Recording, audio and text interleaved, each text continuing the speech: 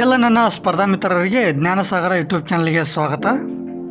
ಮೊದಲ ವಿಡಿಯೋದಲ್ಲಿ 1ರಿಂದ 50ರವರೆಗಿನ ಕ್ವಶನ್ಗಳಿಗೆ ಒಂದು ಕೀ ಆನ್ಸರ್ನ ನೋಡಿದ್ದೀವಿ. ಸೊ ಇನ್ನು ಮುಂದಿನ 51ರಿಂದ 100ರವರೆಗಿನ ಕ್ವಶನ್ಗಳಿಗೆ ಕೀ ಆನ್ಸರನ್ನು ನೋಡೋಣ ಬನ್ನಿ.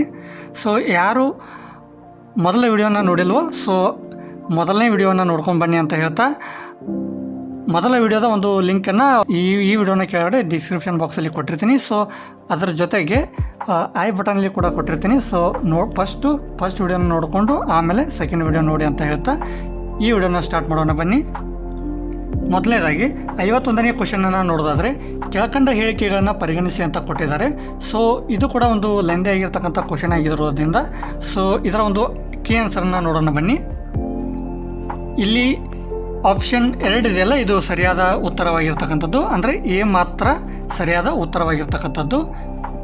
ಇನ್ನು 52ನೇ ಕ್ವಶನ್ ಬಂದುಬಿಟ್ಟು, ನಮ್ಮ ಸಂವಿಧಾನದ 14ನೇ ಅನುಚ್ಛೇದವು ಅಂತ ಕೊಟ್ಟಿದ್ದಾರೆ. ಸೊ ಇದಕ್ಕೆ ಆನ್ಸರ್ ಬಂದುಬಿಟ್ಟು ಆಪ್ಷನ್ 3 ಇದೆಯಲ್ಲ, ಇದು ಸರಿಯಾದ ಉತ್ತರವಾಗಿರ್ತಕ್ಕಂಥದ್ದು. ವರ್ಗೀಕರಣ ಮಾಡಲು ಅನುಮತಿಸುತ್ತದೆ, ಆದರೆ ಶಾಸನ ವರ್ಗೀಕರಣ ಮಾಡಲು ಅನುಮತಿಸುವುದಿಲ್ಲ ಅಂತ ಕೊಟ್ಟಿದ್ದಾರೆ. ಸೊ ಇದು ಅದರ ಕರೆಕ್ಟ್ ಆನ್ಸರ್ ಆಗಿರ್ತಕ್ಕಂಥದ್ದು. ಇನ್ನು 53ನೇ ಕ್ವಶನನ್ನು ನೋಡೋದಾದರೆ, ಪರಿಶಿಷ್ಟ ಜಾತಿ ಮತ್ತು ಪರಿಶಿಷ್ಟ ಪಂಗಡದವರು ತಮ್ಮ ಮೀಸಲಾತಿಯ ಅನುಕೂಲಗಳನ್ನು ಪಡೆಯಬಹುದಾದ ಅಂತ ಕೊಟ್ಟಿದ್ದಾರೆ. ಸೊ ಇದರ ಆನ್ಸರ್ ಬಂದುಬಿಟ್ಟು ಆಪ್ಷನ್ 2 ಇದರ ಕರೆಕ್ಟ್ ಆನ್ಸರ್ ಆಗಿರ್ತಕ್ಕಂಥದ್ದು, ಅಂದರೆ ಮೂಲದ ರಾಜ್ಯ ಇದರ ಒಂದು ಕರೆಕ್ಟ್ ಆನ್ಸರ್ ಆಗಿರ್ತಕ್ಕಂಥದ್ದು. ಇನ್ನು 54ನೇ ಕ್ವಶನನ್ನು ನೋಡೋದಾದರೆ, ವಿಶೇಷ ಬಹುಮತ ಮತ್ತು ರಾಜ್ಯಗಳ ಪೈಕಿ ಅರ್ಧ ರಾಜ್ಯಗಳ ಅನುಮೋದನೆಯೊಂದಿಗೆ ಈ ಕೆಳಕಂಡ ಯಾವೆಲ್ಲ ಅನುಚ್ಛೇದನಗಳು ತಿದ್ದುಪಡಿಯಾಗುತ್ತವೆ ಅಂತ ಕೊಟ್ಟಿದ್ದಾರೆ. ಸೊ ಇದಕ್ಕೆ ಆನ್ಸರ್ ಬಂದುಬಿಟ್ಟು ಆಪ್ಷನ್ 4 ಇದರ ಒಂದು ಸರಿಯಾದ ಉತ್ತರ ಆಗಿರ್ತಕ್ಕಂಥದ್ದು. ಅನುಚ್ಛೇದ 73, 162, 368 ಇದರ ಸರಿಯಾದ ಉತ್ತರವಾಗಿರ್ತಕ್ಕಂಥದ್ದು. ಇನ್ನು ಮುಂದಿನದಾಗಿ 55ನೇ ಕ್ವಶನನ್ನು ನೋಡೋದಾದರೆ, ಈ ಕೆಳಗಿನ ಹೇಳಿಕೆಗಳಲ್ಲಿ ಯಾವುದು ಸರಿಯಾಗಿದೆ ಅಂತ ಕೇಳಿದ್ದಾರೆ. ಸೊ ಅದಕ್ಕೆ ಆನ್ಸರ್ ಬಂದುಬಿಟ್ಟು ಆಪ್ಷನ್ 3 ರೈಟ್ ಆನ್ಸರ್ ಆಗಿರ್ತಕ್ಕಂಥದ್ದು. ಅಂದರೆ ಲೋಕಸಭೆಗೆ ಆಂಗ್ಲೋ ಇಂಡಿಯನ್ನರನ್ನು ನಾಮನಿರ್ದೇಶನ ಮಾಡುವಂತಿಲ್ಲ ಅಂತಕ್ಕಂಥದ್ದು ಸರಿಯಾದ ಉತ್ತರ ಆಗಿರ್ತಕ್ಕಂಥದ್ದು. ಇನ್ನು 56ನೇ ಕ್ವಶನನ್ನು ನೋಡೋದಾದರೆ, ಸಂವಿಧಾನದ 105ನೇ ತಿದ್ದುಪಡಿಯು ಡ್ಯಾಶ್ ಅನ್ನು ಒದಗಿಸುತ್ತದೆ. ಇದರ ಒಂದು ಆನ್ಸರ್ ಬಂದುಬಿಟ್ಟು ಆಪ್ಷನ್ ಎ ಅಥವಾ ಆಪ್ಷನ್ 1 ಕರೆಕ್ಟ್ ಆನ್ಸರ್ ಆಗಿರ್ತಕ್ಕಂಥದ್ದು. ಅಂದರೆ ಸಾಮಾಜಿಕ ಮತ್ತು ಶೈಕ್ಷಣಿಕವಾಗಿ ಹಿಂದುಳಿದ ವರ್ಗಗಳನ್ನು ಮಾನ್ಯ ಮಾಡಲು ರಾಜ್ಯಕ್ಕೆ ಪುನಃಸ್ಥಾಪನಾ ಅಧಿಕಾರವನ್ನು ಒದಗಿಸುತ್ತದೆ ಅಂತಕ್ಕಂಥದ್ದು ಒಂದು ಸರಿಯಾದ ಉತ್ತರ ಆಗಿರ್ತಕ್ಕಂಥದ್ದು. ಇನ್ನು 57ನೇ ಕ್ವಶನ್ ನೋಡೋದಾದರೆ, ಭಾರತದ ಸಾದಿಲ್ವಾರು ನಿಧಿಯನ್ನು ಯಾರು ಸ್ಥಾಪಿಸುತ್ತಾರೆ ಅಂತ ಕೇಳಿದ್ದಾರೆ. ಸೊ ಇದರ ಆನ್ಸರ್ ಬಂದುಬಿಟ್ಟು ಇಲ್ಲಿ ಆಪ್ಷನ್ ನಂಬರ್ 4 ಇದೆ ನೋಡಿ, ಇದು ಸರಿಯಾದ ಉತ್ತರ ಆಗಿರ್ತಕ್ಕಂಥದ್ದು. ಭಾರತದ ರಾಷ್ಟ್ರಪತಿಯವರು ಭಾರತದ ಸಾದಿಲ್ವಾರು ನಿಧಿಯನ್ನು ಸ್ಥಾಪಿಸ್ತಕ್ಕಂಥದ್ದು. ಇನ್ನು 58ನೇ ಕ್ವಶನ್ನ ನೋಡೋದಾದರೆ, ಅನುಚ್ಛೇದ 18ರ ಉಲ್ಲೇಖದೊಂದಿಗೆ ಈ ಕೆಳಗಿನ ಹೇಳಿಕೆಗಳನ್ನು ಪರಿಗಣಿಸಿ ಅಂತ ಕೊಟ್ಟಿದ್ದಾರೆ. ಸೊ ಈ ಕ್ವಶನ್ ಕೂಡ ಒಂದು ಲೆಂದಿ ಆಗಿರ್ತಕ್ಕಂಥ ಕ್ವಶನ್ ಆಗಿರೋದ್ರಿಂದ ಇದರ ಒಂದು ಡೈರೆಕ್ಟ್ ಆನ್ಸರನ್ನು ನೋಡೋದಾದರೆ ಇಲ್ಲಿ ಆಪ್ಷನ್ ನಂಬರ್ 3 ಇದೆ ನೋಡಿ, ಇದು ಅದರ ಸರಿಯಾದ ಉತ್ತರ ಆಗಿರ್ತಕ್ಕಂಥದ್ದು. ಬಿ ಮತ್ತು ಸಿ ಅಂತ ನೋಡ್ತೇವೆ. ಇನ್ನು 59ನೇ ಕ್ವಶನನ್ನು ನೋಡೋದಾದರೆ, ನೀಡಿರುವ ಹೇಳಿಕೆಗಳಿಂದ ಸೂಕ್ತವಾದ ತೀರ್ಮಾನವನ್ನು ಆಯ್ಕೆ ಮಾಡಿ ಅಂತ ಕೊಟ್ಟಿದ್ದಾರೆ. ಸೊ ಹೇಳಿಕೆಗಳನ್ನು ನೋಡೋದಾದರೆ, ಎ ಎಲ್ಲ ಪೆನ್ಗಳು ಸಾಧನಗಳು, ಇನ್ನು ಬಿ ನೋಡೋದಾದರೆ ಕೆಲವು ಸಾಧನಗಳು ಯಂತ್ರಗಳು, ಸಿ ಎಲ್ಲ ಯಂತ್ರಗಳು ಗ್ಯಾಜೆಟ್ಗಳು ಅಂತ ನೋಡ್ತೇವೆ. ಇನ್ನು ತೀರ್ಮಾನಗಳನ್ನು ನೋಡೋದಾದರೆ, ಫಸ್ಟ್ 1 ಕೆಲವು ಸಾಧನಗಳು ಗ್ಯಾಜೆಟ್ಗಳು, ಸೆಕೆಂಡ್ 1 ಕೆಲವು ಪೆನ್ಸ್ಗಳು ಯಂತ್ರಗಳು ಅಂತ ಕೊಟ್ಟಿದ್ದಾರೆ. ಸೊ ಇದರ ಒಂದು ಆನ್ಸರ್ ಬಂದುಬಿಟ್ಟು ಆಪ್ಷನ್ ಫಸ್ಟ್ ಇದೆಯಲ್ಲ, ಆಪ್ಷನ್ ಫಸ್ಟ್ ಇದು ಕರೆಕ್ಟ್ ಆನ್ಸರ್ ಆಗಿರ್ತಕ್ಕಂಥದ್ದು. ಅಂದರೆ ನಿರ್ಣಯ 1 ಮಾತ್ರ ಅನುಸರಿಸುತ್ತದೆ ಅಂತ ನೋಡ್ತೇವೆ. ಇನ್ನು 60ನೇ ಕ್ವಶನ್ ನೋಡೋದಾದರೆ, ಅರುಣ್ ತನ್ನ ಕಚೇರಿಯಿಂದ ಪ್ರಾರಂಭಿಸಿ ಉತ್ತರದ ಕಡೆಗೆ 3 ಕಿಲೋಮೀಟರ್ ನಡೆಯುತ್ತಾನೆ. ನಂತರ ಬಲಕ್ಕೆ ತಿರುಗಿ 2 ಕಿಲೋಮೀಟರ್ ನಡೆದು ಮತ್ತೆ ಬಲಕ್ಕೆ ತಿರುಗಿ 2 ಕಿಲೋಮೀಟರ್ ನಡೆಯುತ್ತಾನೆ. ಅವನು ಪ್ರಾರಂಭದ ಬಿಂದುವಿನಿಂದ ಯಾವ ದಿಕ್ಕಿನಲ್ಲಿದ್ದಾನೆ ಅಂತ ಕ್ವಶನ್ ಕೇಳಿದ್ದಾರೆ. ಸೊ ಇದು ಮೆಂಟಲ್ ಎಬಿಲಿಟಿಗೆ ಸಂಬಂಧಪಟ್ಟಿರ್ತಕ್ಕಂಥ ಒಂದು ಕ್ವಶನ್ ಆಗಿರ್ತಕ್ಕಂಥದ್ದು. ಇದಕ್ಕೆ ಒಂದು ಆನ್ಸರ್ ಬಂದುಬಿಟ್ಟು ಆಪ್ಷನ್ ಫಸ್ಟ್ ಇದೆಯಲ್ಲ, ಇದು ಕರೆಕ್ಟ್ ಆನ್ಸರ್ ಆಗಿರ್ತಕ್ಕಂಥದ್ದು. ಅಂದರೆ ಈಶಾನ್ಯದ ಕಡೆಗೆ ಅವನು ಪ್ರಾರಂಭದ ಬಿಂದುವಿನಿಂದ ಈಶಾನ್ಯ ದಿಕ್ಕಿಗೆ ಒಂದು ಮುಖ ಮಾಡಿ ನಿಂತಿದ್ದಾನೆ ಅಂತ ಹೇಳ್ಬೋದಾಗಿದೆ. ಮುಂದಿನದಾಗಿ 61ನೇ ಕ್ವಶನ್, ಇಬ್ಬರು ಹೆಣ್ಣು ಮಕ್ಕಳು ಒಟ್ಟಿಗೆ ಕುಳಿತುಕೊಳ್ಳುವಂತಹ ರೀತಿಯಲ್ಲಿ ಒಂದು ಸಾಲಿನಲ್ಲಿ 4 ಹುಡುಗರು ಮತ್ತು 2 ಹೆಣ್ಣು ಮಕ್ಕಳನ್ನು ಕೂರಿಸಬೇಕಾಗಿದೆ. ಎಷ್ಟು ವಿಧದ ಬಗೆಗೆ ಅವರನ್ನು ಕೂರಿಸಬಹುದಾಗಿದೆ ಅಂತ ಕ್ವಶನ್ ಕೇಳಿದ್ದಾರೆ. ಸೊ ಇದರ ಆನ್ಸರ್ ಬಂದ್ಬಿಟ್ಟು ಆಪ್ಷನ್ ನಂಬರ್ 4 ಇದೆಯಲ್ಲ 240 ಅಂತ ನೋಡ್ತೇವೆ. ಇನ್ನು 62ನೇ ಕ್ವಶನ್, ಒಂದು ಟ್ರಾಫಿಕ್ ಲೈಟ್ ಒಂದು ಚಕ್ರವನ್ನು ಪೂರ್ಣಗೊಳಿಸಲು 60 ಸೆಕೆಂಡುಗಳನ್ನು ತೆಗೆದುಕೊಳ್ಳುತ್ತದೆ. ಪ್ರತಿಯೊಂದು ಚಕ್ರದಲ್ಲಿ ಹಸಿರು ಬೆಳಕು 25 ಸೆಕೆಂಡುಗಳ ಕಾಲ, 5 ಸೆಕೆಂಡುಗಳ ಕಾಲ ಹಳದಿ ಮತ್ತು 30 ಸೆಕೆಂಡುಗಳ ಕಾಲ ಕೆಂಪು ಬೆಳಕಿರುತ್ತದೆ. ಯಾದೃಚ್ಛಿಕವಾಗಿ ತೆಗೆದುಕೊಂಡ ಸಮಯದಲ್ಲಿ ಬೆಳಕು ಹಸಿರು ಬಣ್ಣ ಆಗದಿರುವಿಕೆಯ ಸಂಭವನೀಯತೆ ಅಂತ ಕೊಟ್ಟಿದ್ದಾರೆ. ಸೊ ಇದಕ್ಕೆ ಒಂದು ಆನ್ಸರ್ ಬಂದ್ಬಿಟ್ಟು ಆಪ್ಷನ್ 3 ಇದರ ಸರಿಯಾದ ಉತ್ತರ ಆಗಿರ್ತಕ್ಕಂಥದ್ದು 7/12 ಅಂತ ನೋಡ್ತೀವಿ. ಸೊ ಇದು ಸರಿಯಾದ ಉತ್ತರ ಆಗಿರ್ತಕ್ಕಂಥದ್ದು. ಮುಂದಿನದಾಗಿ 63ನೇ ಕ್ವಶನನ್ನು ನೋಡೋದಾದರೆ, ನೀಡಿರುವ ಹೇಳಿಕೆಗಳಿಂದ ಸೂಕ್ತವಾದ ತೀರ್ಮಾನಗಳನ್ನು ಆಯ್ಕೆ ಮಾಡಿ ಅಂತ ಕೊಟ್ಟಿದ್ದಾರೆ. ಸೊ ಈ ಕ್ವಶನ್ ಕೂಡ ಲೆಂದೇ ಆಗಿರೋದ್ರಿಂದ ಇದರ ಒಂದು ಡೈರೆಕ್ಟ್ ಆನ್ಸರನ್ನು ನೋಡೋಣ ಬನ್ನಿ. ಇಲ್ಲಿ ಆಪ್ಷನ್ 2 ಇದೆ ನೋಡಿ, ಆಪ್ಷನ್ 2 ಇದು ಸರಿಯಾದ ಉತ್ತರ ಆಗಿರ್ತಕ್ಕಂಥದ್ದು. ಅಂದರೆ ನಿರ್ಣಯ 2 ಮಾತ್ರ ಅನುಸರಿಸುತ್ತದೆ ಅಂತ ಕೊಟ್ಟಿದ್ದಾರೆ. ಮುಂದಿನದಾಗಿ 64ನೇ ಕ್ವಶನನ್ನು ನೋಡೋದಾದರೆ, ಎ ಬಿ ಸಿ ಡಿ ಮತ್ತು ಈ 5 ವಿದ್ಯಾರ್ಥಿಗಳು ಸಿ ಎಗಿಂತ ಎತ್ತರವಾಗಿದ್ದಾನೆ, ಆದರೆ ಡಿಗಿಂತ ಕುಳ್ಳನಾಗಿದ್ದಾನೆ. ಎ ಬಿಗಿಂತ ಎತ್ತರ, ಇಯು ಬಿಯ ಎತ್ತರದಷ್ಟೇ ಇದ್ದಾನೆ. ಅವರಲ್ಲಿ ಯಾರು ಅತ್ಯಂತ ಎತ್ತರ ಅಂತ ಕ್ವಶನ್ ಕೇಳಿದ್ದಾರೆ. ಸೊ ಇದಕ್ಕೆ ಆನ್ಸರ್ ಬಂದ್ಬಿಟ್ಟು ಆಪ್ಷನ್ ನಂಬರ್ 4 ಇದೆಯಲ್ಲ, ಇದು ಅದರ ಒಂದು ಸರಿಯಾದ ಆನ್ಸರ್ ಆಗಿರ್ತಕ್ಕಂಥದ್ದು. ಡಿ ಎಂಬ ವ್ಯಕ್ತಿ ಏನಾಗಿದ್ದಾನಪ್ಪ ಅಂದ್ರೆ ಅತಿ ಹೆಚ್ಚು ಎತ್ತರವಾಗಿದ್ದಾನೆ ಅಂತ ಹೇಳಬಹುದು. ಇನ್ನು ಮುಂದಿನದಾಗಿ 65ನೇ ಕ್ವಶನನ್ನು ನೋಡೋದಾದರೆ, ಒಟ್ಟು 7 ಹುಡುಗರು ಮತ್ತು 3 ಹುಡುಗಿಯರು ಪೈಕಿ 3 ಹುಡುಗರು ಮತ್ತು 2 ಹುಡುಗಿಯರ ಗುಂಪನ್ನು ಎಷ್ಟು ವಿಧಗಳಲ್ಲಿ ಮಾಡಬಹುದಾಗಿದೆ ಅಂತ ಕ್ವಶನ್ ಕೇಳಿದ್ದಾರೆ. ಸೊ ಇದರ ಆನ್ಸರ್ ಬಂದ್ಬಿಟ್ಟು ಆಪ್ಷನ್ ಎ ಕರೆಕ್ಟ್ ಆನ್ಸರ್ ಆಗಿರ್ತಕ್ಕಂಥದ್ದು.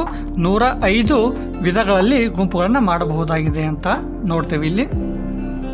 ಇನ್ನು 66ನೇ ಕ್ವಶನ್, ಈ ಚಿತ್ರದಲ್ಲಿ ತ್ರಿಕೋನಗಳ ಸಂಖ್ಯೆ ಎಷ್ಟು ಅಂತ ಕೊಟ್ಟಿದ್ದಾರೆ, ಇದರಲ್ಲಿರ್ತಕ್ಕಂಥ ಕೋನಗಳ ಸಂಖ್ಯೆ ಎಷ್ಟು ಅಂತ ಕೊಟ್ಟಿದ್ದಾರೆ. ಸೊ ಇದರ ಆನ್ಸರ್ ಬಂದ್ಬಿಟ್ಟು ಆಪ್ಷನ್ 2 ಇದೆಯಲ್ಲ 18 ಇದರ ಆನ್ಸರ್ ಆಗಿರ್ತಕ್ಕಂಥದ್ದು.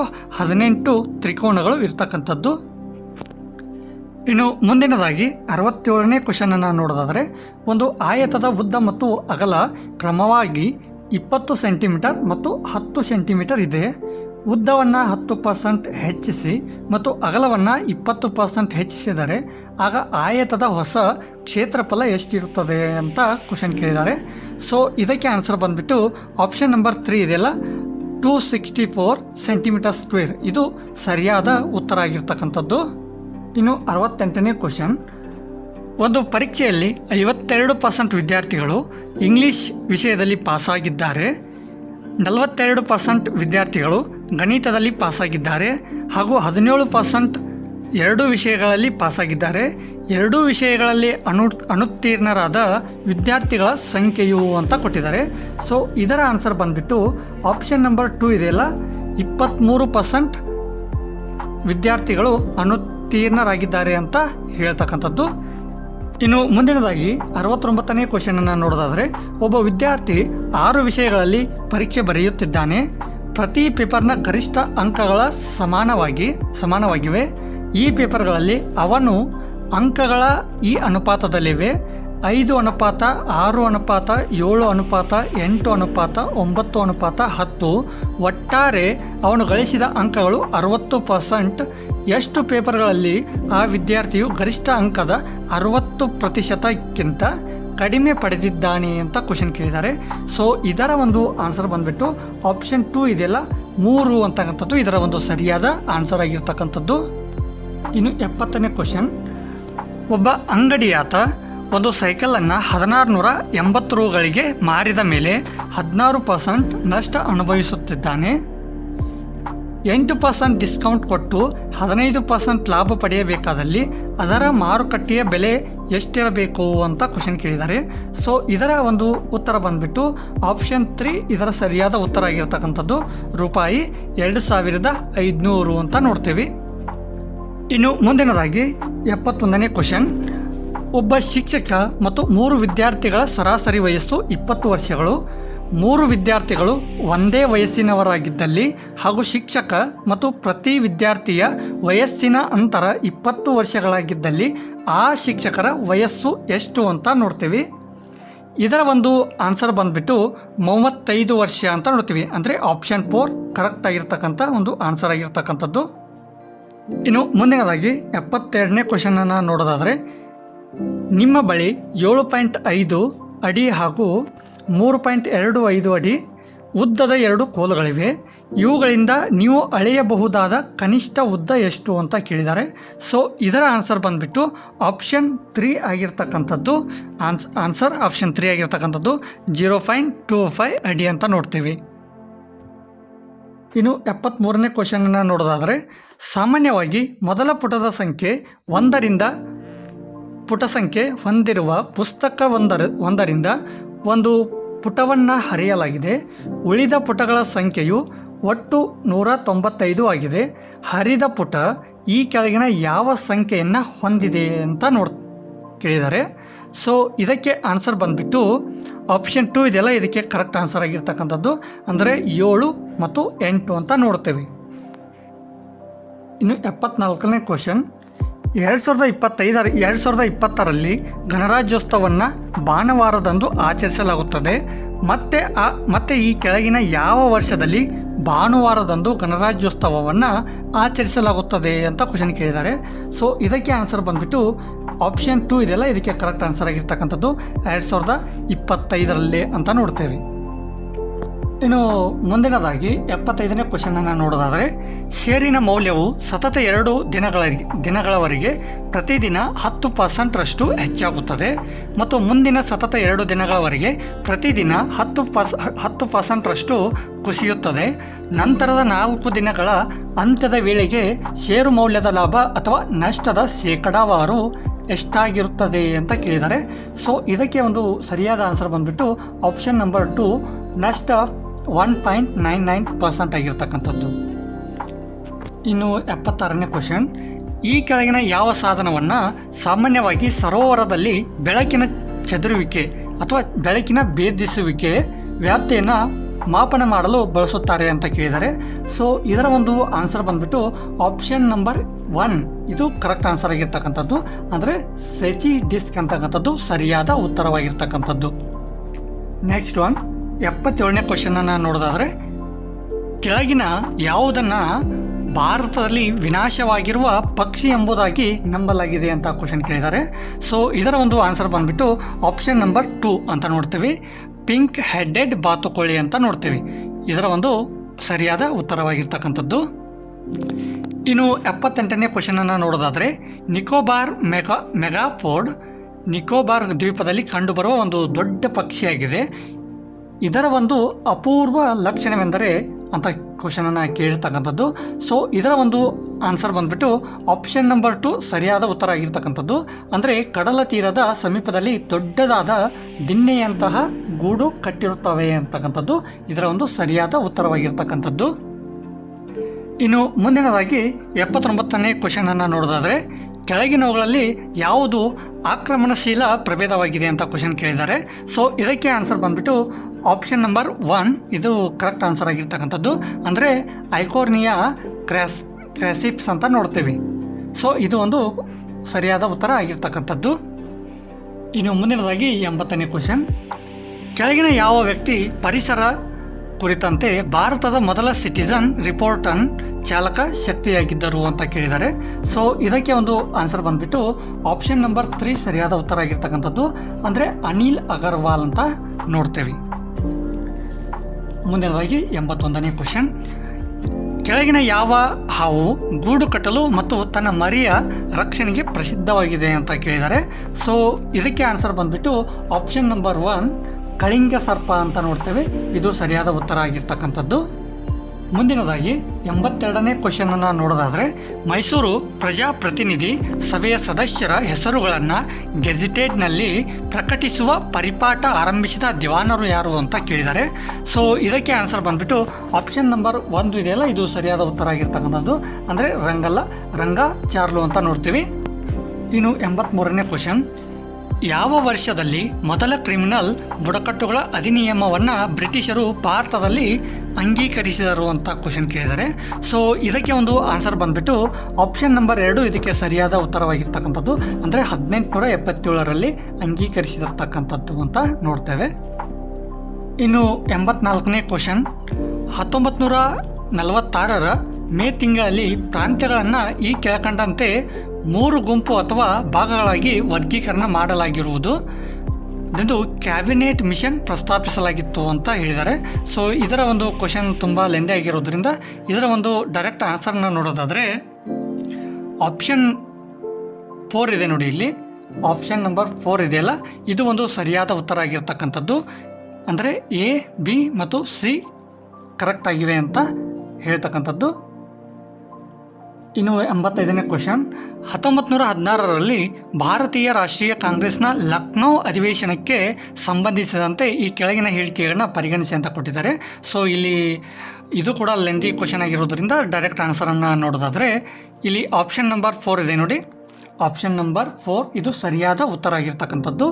A, B ಮತ್ತು C ಅಂತ ಕೊಟ್ಟಿದ್ದಾರಲ್ಲ, ಇದು ಸರಿಯಾದ ಉತ್ತರ ಆಗಿರ್ತಕ್ಕಂಥದ್ದು. ಇನ್ನು 86ನೇ ಕ್ವಶನನ್ನು ನೋಡೋದಾದರೆ ಮೊಘಲರ ಅವಸಾನದ ವಿವರಣೆ ಎಂಬುದಾಗಿ ಜಾಗೀರುದಾರ ಅಥವಾ ಜಾಗೀರುದಾರಿ ಬಿಕ್ಕಟ್ಟು ಸ್ಥಿತಿಯ ಪ್ರಬಂಧವನ್ನು ಈ ಕೆಳಕಂಡ ಯಾರು ಪ್ರತಿಪಾದಿಸಿದ್ದಾರೆ ಎಂದು ಹೇಳಲಾಗಿದೆ ಅಂತ ಕ್ವಶನ್ ಕೇಳಿದ್ದಾರೆ. ಸೊ ಇದಕ್ಕೆ ಆನ್ಸರ್ ಬಂದ್ಬಿಟ್ಟು ಆಪ್ಷನ್ ನಂಬರ್ 1 ಇದೆಯಲ್ಲ, ಇದು ಸರಿಯಾದ ಉತ್ತರ ಆಗಿರ್ತಕ್ಕಂಥದ್ದು. ಅಂದರೆ JF ರಿಚರ್ಡ್ ಎಂಬುದು ಸರಿಯಾದ ಉತ್ತರ ಆಗಿರ್ತಕ್ಕಂಥದ್ದು. ಇನ್ನು ಮುಂದಿನದಾಗಿ 87ನೇ ಕ್ವಶನನ್ನು ನೋಡೋದಾದರೆ 1939ರಲ್ಲಿ ಕಾಂಗ್ರೆಸ್ ನೇಮಿಸಿದ ರಾಷ್ಟ್ರೀಯ ಯೋಜನಾ ಸಮಿತಿಯ ನೇತೃತ್ವವನ್ನು ಯಾರು ವಹಿಸಿದ್ದರು ಅಂತ ಕೇಳಿದ್ದಾರೆ. ಸೊ ಇದಕ್ಕೆ ಆನ್ಸರ್ ಬಂದುಬಿಟ್ಟು ಆಪ್ಷನ್ ನಂಬರ್ 1 ಇದೆಯಲ್ಲ, ಇದು ಕರೆಕ್ಟ್ ಆನ್ಸರ್ ಆಗಿರ್ತಕ್ಕಂಥದ್ದು. ಅಂದರೆ ಜವಾಹರ್ಲಾಲ್ ನೆಹರೂರವರು ಇದಕ್ಕೆ ಒಂದು ಸರಿಯಾದ ಉತ್ತರ ಆಗಿರ್ತಕ್ಕಂಥದ್ದು.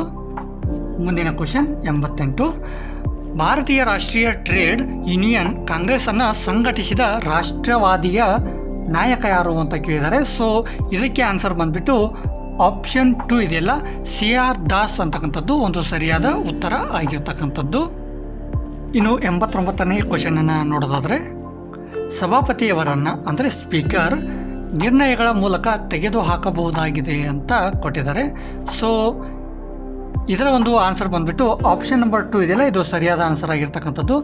ಹಾಜರಿರುವ ಸದಸ್ಯರ 2/3ನೇ ಬಹುಮತದ ಮತ್ತು ಮತದಾನದ ಮೂಲಕ ಹೊರತುಪಡಿಸಿದ ಸದಸ್ಯರ ಗೊತ್ತುವಳಿಯ ಮೂಲಕ ಅಂತ ಹೇಳಿದ್ದಾರೆ. ಸೊ ಇದರ ಆನ್ಸರ್ ಬಂದುಬಿಟ್ಟು ಆಪ್ಷನ್ 2 ಆಗಿರ್ತಕ್ಕಂಥದ್ದು. ಇನ್ನು 90ನೇ ಕ್ವಶನನ್ನು ನೋಡೋದಾದರೆ ಕೃಷಿಯನ್ನು ಸುಧಾರಿಸಲು ಮೊಹಮ್ಮದ್ ಬಿನ್ ತುಘಲಕ್ ಸ್ಥಾಪಿಸಿದ ಇಲಾಖೆ ಯಾವುದು ಅಂತ ಕೇಳಿದ್ದಾರೆ. ಸೊ ಇದರ ಒಂದು ಸರಿಯಾದ ಉತ್ತರ ನೋಡೋದಾದರೆ ಆಪ್ಷನ್ 3 ಇದೆಯಲ್ಲ, ಇದು ಕರೆಕ್ಟ್ ಆನ್ಸರ್ ಆಗಿರ್ತಕ್ಕಂಥದ್ದು. ದಿವಾನ್-ಇ-ಕೋಹಿ ಅಂತಕ್ಕಂಥದ್ದು ಒಂದು ಸರಿಯಾದ ಉತ್ತರ ಆಗಿರ್ತಕ್ಕಂಥದ್ದು. ಇನ್ನು 91ನೇ ಕ್ವಶನನ್ನು ನೋಡೋದಾದರೆ ಕಾವೇರಿ ನದಿಯ ಉತ್ತರ ದಂಡೆಯಲ್ಲಿರುವ ಕಣ್ಣೂರಿನಲ್ಲಿ ಹೊಯ್ಸಳ ರಾಜಧಾನಿಯನ್ನು ಸ್ಥಾಪಿಸಿದವರು ಯಾರು ಅಂತ ಕೇಳಿದ್ದಾರೆ. ಸೊ ಇದಕ್ಕೆ ಆನ್ಸರ್ ಬಂದುಬಿಟ್ಟು ಆಪ್ಷನ್ ನಂಬರ್ 2 ಇದೆಯಲ್ಲ, ಬಲ್ಲಾಳ 2 ಅಂತ ಕೊಟ್ಟಿದ್ದಾರಲ್ಲ, ಇದು ಸರಿಯಾದ ಉತ್ತರ ಆಗಿರ್ತಕ್ಕಂಥದ್ದು. ಇನ್ನು ಮುಂದಿನದಾಗಿ 92ನೇ ಕ್ವಶನನ್ನು ನೋಡೋದಾದರೆ ಸರ್ವಮಸ್ಯ, ತ್ರಿಭೋಗ ಮತ್ತು ತಾಳವೃತ್ತಿ ಎಂಬ 3 ವಿಧದ ದತ್ತಿಗಳು ಯಾವ ಸಾಮ್ರಾಜ್ಯಕ್ಕೆ ಸೇರಿವೆ ಅಂತ ಕೇಳಿದ್ದಾರೆ. ಸೊ ಇದಕ್ಕೆ ಆನ್ಸರ್ ಬಂದುಬಿಟ್ಟು ಆಪ್ಷನ್ ನಂಬರ್ 2 ಇದೆಯಲ್ಲ, ಕಲ್ಯಾಣಿ ಚಾಲುಕ್ಯರು ಅಂತ ನೋಡ್ತೇವೆ. ಇದು ಒಂದು ಸರಿಯಾದ ಉತ್ತರ ಆಗಿರ್ತಕ್ಕಂಥದ್ದು. ಇನ್ನು ಮುಂದಿನದಾಗಿ 93ನೇ ಕ್ವಶನನ್ನು ನೋಡೋದಾದರೆ ಮಾನವ ಸ್ತಂಭಗಳು ಮತ್ತು ಬ್ರಹ್ಮದೇವ ಸ್ತಂಭಗಳು ಎಂಬ 2 ವಿಧದ ಕಂಬಗಳು ಯಾವ ಕಲೆಗೆ ಸೇರಿವೆ ಅಂತ ಕ್ವಶನ್ ಕೇಳಿದ್ದಾರೆ. ಸೊ ಇದಕ್ಕೆ ಒಂದು ಆನ್ಸರ್ ಬಂದುಬಿಟ್ಟು ಆಪ್ಷನ್ ನಂಬರ್ 1 ಇದೆಯಲ್ಲ, ಇದು ಕರೆಕ್ಟ್ ಆನ್ಸರ್ ಆಗಿರ್ತಕ್ಕಂಥದ್ದು. ಅಂದರೆ ಗಂಗರ ಒಂದು ಕಲೆಗೆ ಸೇರಿರ್ತಕ್ಕಂಥದ್ದು ಅಂತ ನೋಡ್ತೇವೆ. ಇನ್ನು ಮುಂದಿನದಾಗಿ 94ನೇ ಕ್ವಶನನ್ನು ನೋಡೋದಾದರೆ ಬೌದ್ಧ ಧರ್ಮದ ವಿಶ್ವಕೋಶ ಎಂದು ಕರೆಯಲ್ಪಡುವ ಮಹಾವಿಭಾಸನನ್ನು ಯಾರು ಸಂಯೋಜಿಸಿದ್ದಾರೆ ಅಥವಾ ಬರೆದಿದ್ದಾರೆ ಅಂತ ಕೇಳಿದ್ದಾರೆ. ಸೊ ಇದರ ಒಂದು ಆನ್ಸರ್ ಬಂದ್ಬಿಟ್ಟು ಆಪ್ಷನ್ ನಂಬರ್ 3 ಕರೆಕ್ಟ್ ಆನ್ಸರ್ ಆಗಿರ್ತಕ್ಕಂಥದ್ದು, ಅಂದರೆ ವಸುಮಿತ್ರ ಅಂತ ನೋಡ್ತೇವೆ. ಇನ್ನು ಮುಂದಿನದಾಗಿ 95ನೇ ಕ್ವಶನನ್ನು ನೋಡೋದಾದರೆ ಪಟ್ಟಿ 1 ಪಟ್ಟಿ 2ರೊಂದಿಗೆ ಹೊಂದಿಸಿ ಮತ್ತು ಕೆಳಗೆ ನೀಡಿರುವ ಸಂಕೇತಗಳನ್ನು ಬಳಸಿಕೊಂಡು ಸರಿಯಾಗಿ ಉತ್ತರವನ್ನು ಆಯ್ಕೆ ಮಾಡಿ ಅಂತ ಕೇಳಿದ್ದಾರೆ. ಸೊ ಈ ಕ್ವಶನ್ ಕೂಡ ಒಂದು ಮಹಾಜನಪದ ಮತ್ತು ರಾಜಧಾನಿಗೆ ಸಂಬಂಧಪಟ್ಟಂತೆ ಒಂದು ಹೊಂದಿಸಿ ಬರೆಯೋದನ್ನ ಕೇಳಿರ್ತಕ್ಕಂಥದ್ದು. ಸೊ ಇದರ ಒಂದು ಆನ್ಸರ್ನ ನೋಡೋದಾದರೆ ಇಲ್ಲಿ ಆಪ್ಷನ್ ನಂಬರ್ 2 ಇದೆ ನೋಡಿ. ಆಪ್ಷನ್ ನಂಬರ್ 2 ಇದೆ ನೋಡಿ, ಇದು ಸರಿಯಾದ ಉತ್ತರ ಆಗಿರ್ತಕ್ಕಂಥದ್ದು. ಇನ್ನು 96ನೇ ಕ್ವಶನನ್ನು ನೋಡೋದಾದರೆ ತಪ್ಪಾದ ಜೋಡಿಯನ್ನು ಗುರುತಿಸಿ ಅಂತ ಕೇಳಿದ್ದಾರೆ. ಸೊ ಇದರ ಒಂದು ಆನ್ಸರ್ ಬಂದ್ಬಿಟ್ಟು ಆಪ್ಷನ್ ನಂಬರ್ 4 ಇದು ಸರಿಯಾದ ಆನ್ಸರ್ ಆಗಿರ್ತಕ್ಕಂಥದ್ದು. ಸುಕುಮೋಲ್ ಸೇನ್ ಅಂತ ಕೊಟ್ಟಿದ್ದಾರೆ. ದಿ ಸ್ಟೋರಿ ಆಫ್ ಬಾರ್ಡೋಲಿ ಇದು ತಪ್ಪಾಗಿರ್ತಕ್ಕಂಥ ಒಂದು ಜೋಡಿ ಇರ್ತಕ್ಕಂಥದ್ದು, ಅಂದರೆ ಇದು ಸರಿಯಾದ ಉತ್ತರ ಆಗಿರ್ತಕ್ಕಂಥದ್ದು. ಇನ್ನು ಮುಂದಿನದಾಗಿ 97ನೇ ಕ್ವಶನನ್ನು ನೋಡೋದಾದರೆ ಆನಿ ಬೆಸೆಂಟರ ಹೋಮ್ ರೂಲ್ ಲೀಗ್ನ ಒಂದು ಸಂಘಟನಾ ಕಾರ್ಯದರ್ಶಿ ಯಾರಾಗಿದ್ದರು ಅಂತ ಕೇಳಿದ್ದಾರೆ. ಸೊ ಇದರ ಒಂದು ಆನ್ಸರ್ ಬಂದ್ಬಿಟ್ಟು ಆಪ್ಷನ್ ನಂಬರ್ 2 ಅಂದರೆ ಶಂಕರ್ ಲಾಲ್ ಬ್ಯಾಂಕರ್ ಅಂತ ನೋಡ್ತೇವೆ. ಇದು ಸರಿಯಾದ ಉತ್ತರ ಆಗಿರ್ತಕ್ಕಂಥದ್ದು. ಇನ್ನು 98ನೇ ಕ್ವಶನನ್ನು ನೋಡೋದಾದರೆ spontaneous revolution the quit India movement ಎಂಬ ಪುಸ್ತಕವನ್ನು ಯಾರು ಬರೆದವರು ಅಂತ ಕೇಳಿದ್ದಾರೆ. ಸೊ ಇದರ ಒಂದು ಸರಿಯಾದ ಆನ್ಸರ್ ಬಂದ್ಬಿಟ್ಟು ಆಪ್ಷನ್ ನಂಬರ್ 4 ಅಂದರೆ ಮೇಲಿನ ಯಾರು ಅಲ್ಲ ಅಂತಕ್ಕಂಥದ್ದು ಒಂದು ಸರಿಯಾದ ಉತ್ತರ ಆಗಿರ್ತಕ್ಕಂಥದ್ದು. ಇನ್ನು 99ನೇ ಕ್ವಶನನ್ನು ನೋಡೋದಾದರೆ ಯುನೆಸ್ಕೋದಿಂದ ಸಹಭಾಗಿತ್ವವನ್ನು ಹೊಂದಿರುವ ಜಾಗತಿಕ ಸರ್ಕಾರೇತರ ಸಂಸ್ಥೆ ಅಂದರೆ ICOMOS ಅಂದರೆ ಇಕೋಮಸ್ ಅಂತ ಕೊಟ್ಟಿದ್ದಾರೆ. ಇದರ ಒಂದು ಸರಿಯಾದ ಆನ್ಸರ್ ಬಂದ್ಬಿಟ್ಟು ಆಪ್ಷನ್ ನಂಬರ್ 2 ಇದೆಯಲ್ಲ, ಇದು ಸರಿಯಾದ ಆನ್ಸರ್ ಆಗಿರ್ತಕ್ಕಂಥದ್ದು. ಅಂದರೆ international council on monuments and sites ಅಂತ ನೋಡ್ತೇವೆ. ಇದು ಒಂದು ಸರಿಯಾದ ಉತ್ತರ ಆಗಿರ್ತಕ್ಕಂಥದ್ದು. ಇನ್ನು ಕೊನೆಯದಾಗಿ 100ನೇ ಪ್ರಶ್ನೆಯನ್ನು ನೋಡೋದಾದರೆ ಪಟ್ಟಿ 1 ಅನ್ನು ಪಟ್ಟಿ 2ರೊಂದಿಗೆ ಹೊಂದಿಸಿ ಮತ್ತು ಕೆಳಗೆ ನೀಡಿರುವ ಸಂಕೇತಗಳನ್ನು ಬಳಸಿಕೊಂಡು ಸರಿಯಾದ ಉತ್ತರವನ್ನು ಆಯ್ಕೆ ಮಾಡಿ ಅಂತ ಕೊಟ್ಟಿದ್ದಾರೆ. ಸೊ ಪಟ್ಟಿ 1ರಲ್ಲಿ ತತ್ವಜ್ಞಾನದ ವ್ಯವಸ್ಥೆ ಮತ್ತು ಪಟ್ಟಿ 2ರಲ್ಲಿ ನ್ಯಾಯವಾದಿಗಳು ಅಂತ ಕೊಟ್ಟಿದ್ದಾರೆ. ಸೊ ಇದರ ಒಂದು ಆನ್ಸರ್ ಬಂದುಬಿಟ್ಟು ಆಪ್ಷನ್ ನಂಬರ್ 2 ಇದೆ ನೋಡಿ ಇಲ್ಲಿ, ಆಪ್ಷನ್ ನಂಬರ್ 2 ಇದರ ಒಂದು ಸರಿಯಾದ ಉತ್ತರ ಆಗಿರ್ತಕ್ಕಂಥದ್ದು. ಮುಂದಿನದಾಗಿ ಯಾರೆಲ್ಲ ಈ ಎಕ್ಸಾಮಿನೇಷನ್ಗೆ ಅಪಿಯರ್ ಆಗಿದ್ದೀರಾ, ಸೊ ಎಲ್ಲರಿಗೂ ಒಳ್ಳೆಯದಾಗಲಿ ಅಂತ ಹೇಳ್ತಾ ಈ ವಿಡಿಯೋ ನಿಮಗೆ ಹೆಲ್ಪ್ಫುಲ್ ಆಗಿದ್ದರೆ ಒಂದು ಲೈಕ್ ಮಾಡಿ, ಶೇರ್ ಮಾಡಿ, ಸಬ್ಸ್ಕ್ರೈಬ್ ಮಾಡಿ ಅಂತ ಹೇಳ್ತಾ ಬೆಲ್ ಬಟನ್ ಒತ್ತೋ ಮೂಲಕ ನೋಟಿಫೈ ಆಗಿರಿ. ನಾನು ಮಾಡ್ತಕ್ಕಂಥ ಎಲ್ಲ ವಿಡಿಯೋಗಳು ನಿಮಗೆ ಈಸಿಯಾಗಿ ತಲುಪ್ತವೆ. ಸೊ ಇಲ್ಲಿಗೆ ಈ ವಿಡಿಯೋನ ಮುಗಿಸ್ತಾ ಇದ್ದೀನಿ. ಧನ್ಯವಾದಗಳೊಂದಿಗೆ ಜೈ ಹಿಂದ್, ಜೈ ಕರ್ನಾಟಕ.